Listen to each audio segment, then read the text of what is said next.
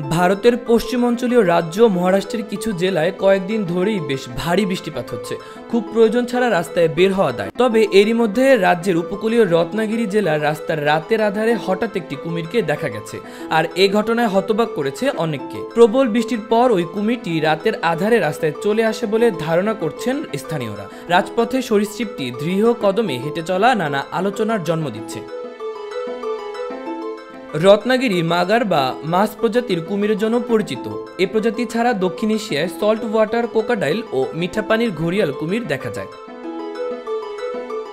ভারতীয় সংবাদ মাধ্যম এনডিটিভি এক প্রতিবেদনে জানায়, ভারী বৃষ্টির পরে মহারাষ্ট্রের উপকূলীয় রত্নাগিরি জেলার লোকেরা রাস্তায় একটি বিশাল কুমিরকে হাঁটতে দেখে অবাক হয়ে গেছেন।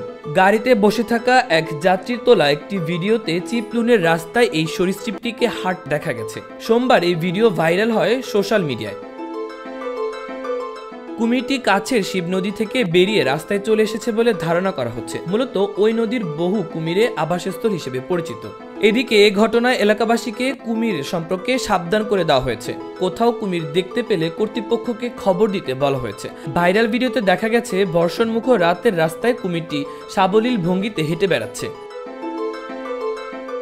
যদিও সোশ্যাল মিডিয়ায় নেটিজেনদের অনেকের মজা করে বলেছেন, বৃষ্টি নয়, ভারতের টি-20 বিশ্বকাপ জয় উদযাপনের জন্যই বিশালাকার কুমিরটি রাজপথে বেরিয়ে এসেছে, যা নিয়ে অনেকেই নানা মন্তব্য করেছেন।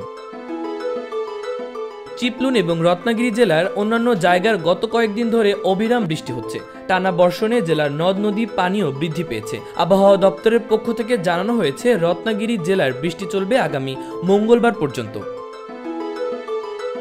মাহবুবুর রহমান ইমন, খবর সংযোগ।